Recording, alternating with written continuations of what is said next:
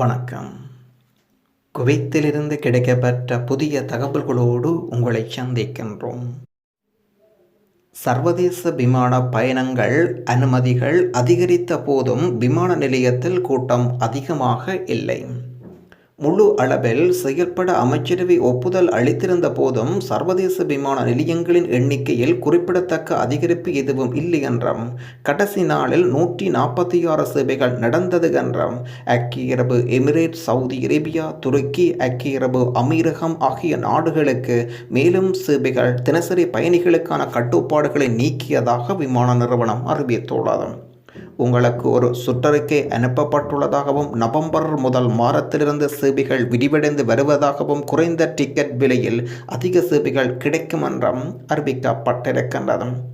இன்னும் அமைச்சரவை ஒரு நாளைக்கு 10,000 பயணிகள் வரம்பை நிர்ணயித்திருந்தார்கள். கடந்த ஆண்டு ஆகஸ்ட் 1 வரை சர்வதேச விமான நிலையத்தில் வர்த்தக சேவைகள் மீண்டும் தொடங்கும். உலகின் பல்வேறு நகரங்களுக்கு தேசிய சட்டமன்றத்தின் 16வது சட்டமன்ற காலத்தின் 2வது அமர்வை குவைத் அமீர் அவர்கள் தொடங்கி வைத்திருக்கின்றார்.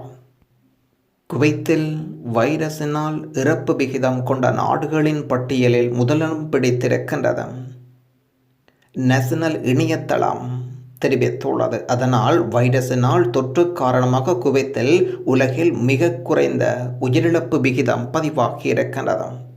ஜிசிசி ஐரோப்பாவில் இறப்பு விகிதம் மற்ற நாடுகளை விட 5 மடங்கு 10 மடங்கு அதிகம். ஐரோப்பிய நாடுகளில் 3% அதிகமாக இருந்திருக்கின்றது. இவற்றில் 10 நாடுகளில் இந்த விகிதம் 10% அதிகமாக இருக்கின்றது.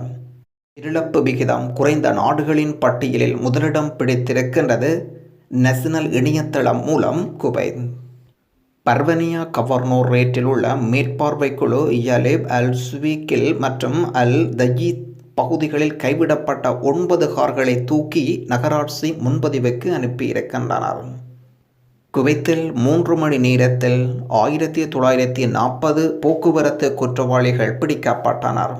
பல்வேறுபட்ட நகராட்சியில் போக்குவரத்து துறையினர் நடத்திய சோதனையில் 3 மணி நேரத்தில் 1940 போக்குவரத்து விதிகளை மீறியவர்கள் பிடிபட்டிருக்கின்றார்கள் என்றும் போக்குவரத்து துணையின் துணைச் செயலாளர் மேஜர் ஜெனரல் யமால் அறிவித்திருக்கின்றார். சிறப்பு அறிவுறுத்தலின் பேரில் நிர்வாகம் சோதனைகளை தொடங்கினார்கள். 7 அணிகளாக தீர்வு நடந்திருக்கின்றது. கைவிடப்பட்ட வாகனங்கள் கண்டறிய நடமாடும் குழுவும் அமைக்கப்பட்டது.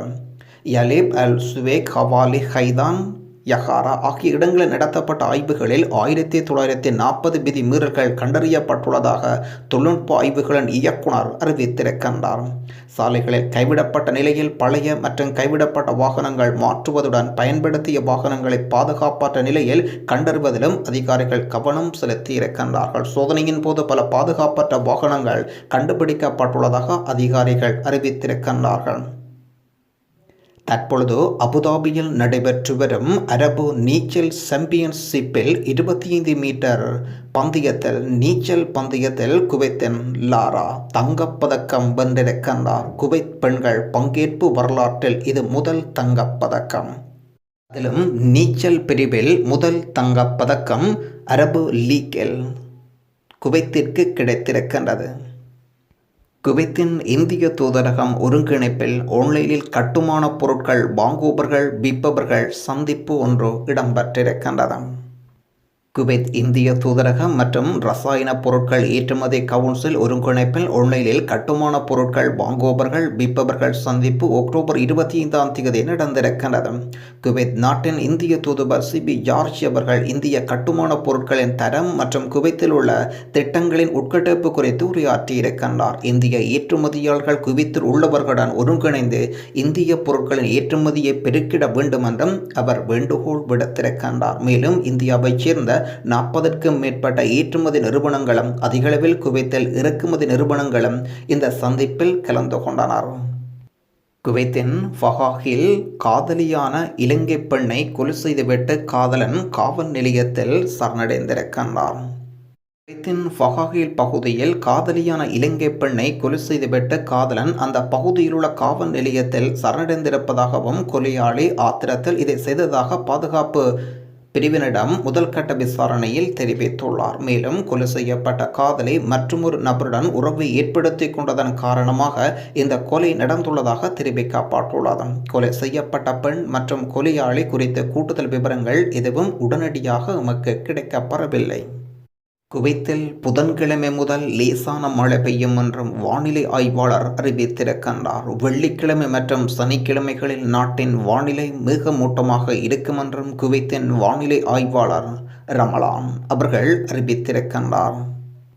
குவைத்தை விட்டு வெளியேற PCR பரிசோதனைகள் கேட்கவில்லை என்ற புதிய விளக்கம் அளிக்கப்பட்டுள்ளது. குவைத் சுகாதாரத்துறை அமைச்சகம் நாட்டை விட்டு வெளியேறுவதற்கு PCR பரிசோதனை தேவையில்லை என்றும், ஆனால் குவைத்தை விட்டு வெளியேறுகின்ற நபர் ஒவ்வொரு நாட்டின் எல்லையில் நுழைவதற்கு முன்பு PCR பரிசோதனை தேவை என்றும் தினசரி நாளிதழ் என்று செய்தி வெளியிட்டிருக்கின்றது. எனவே பயணிகள் குவைத்தை விட்டு வெளியேறுவதற்கு முன்பு PCR பரிசோதனை எடுக்க வேண்டியது அவசியமாகின்றது என்ற அறிவித்தல் விடுக்கப்பட்டிருக்கின்றது. இந்தியாவிலும் தற்பொழுது வெளிநாடுகளிலிருந்து வருகின்ற நபர்கள் நாட்டில் நுழைய PCR பரிசோதனை சான்றிதழ் கட்டாயம் ஆகும்.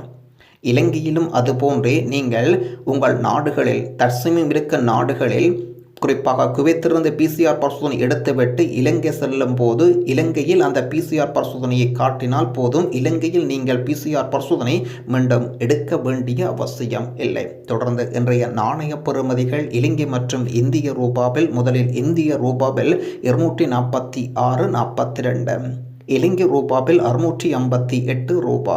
நீங்கள் அனுப்பும் எக்ஸ்சேஞ்ச் நிறுவனங்கள் வங்கிகளை பொறுத்து இதில் தரப்படுகின்ற பெறுமதிகளில் சிறு மாற்றங்கள் உண்டு. குவைத்தில் சட்டவிரோதமாக போலியான கிளினிக் நடத்தியவர்கள் கைது செய்யப்பட்டுள்ளனர்.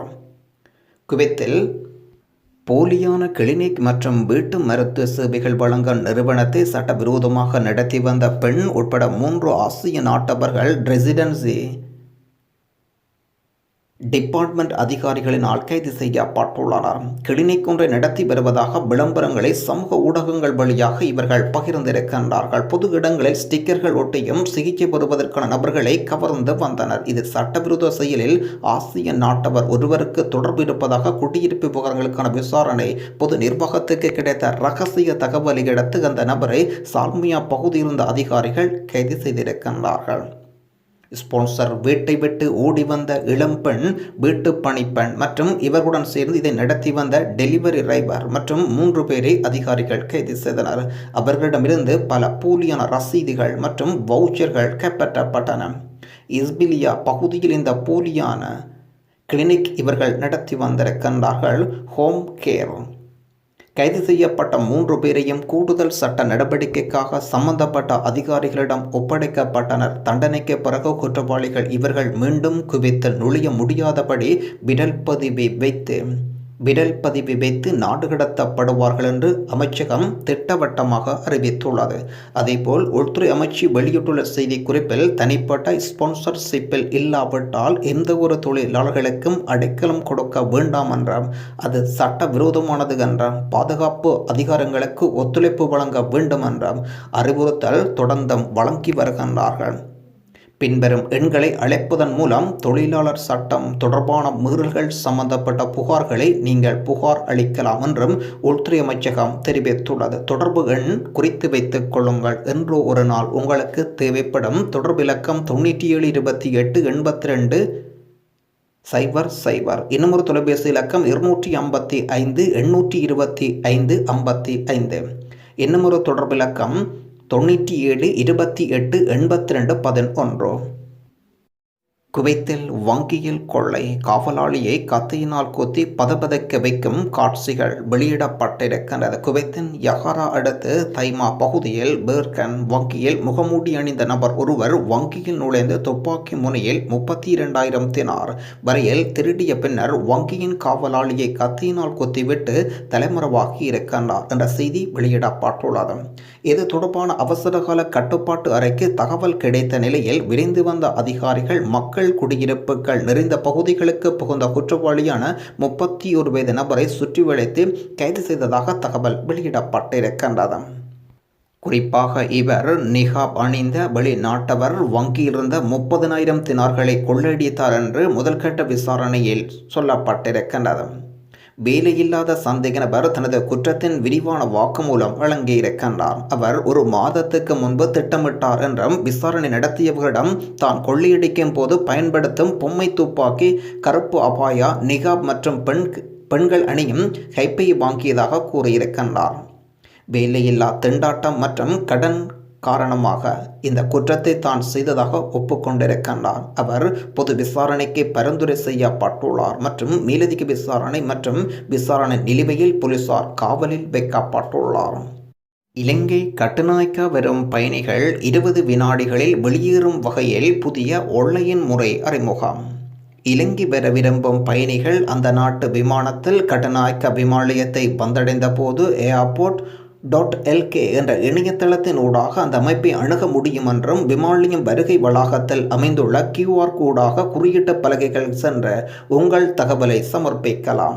விமான நிலையத்தில் வெளியேறும் போது சந்திப்பு பாதுகாப்பு உத்தியோகத்தர்கள் இந்த வழிமுறை மூலம் தங்கள் ஆவணங்களை முன்வைப்பதுடன் பயணிகள் விரைவாக விமான நிலையத்தை விட்டு வெளியேற முடியும் என்பதாக இன்றைய தினம் விசேட அறிவித்தலை விடுத்திருக்கின்றார்கள். நன்றி. மீண்டும் இன்னும் ஒரு குவைத் பற்றிய புதிய தகவல்களோடு உங்களை சந்திப்போம். தகவல்கள் மொழி ஆக்கம் குவைத் தமிழ் பசங்க. நன்றி.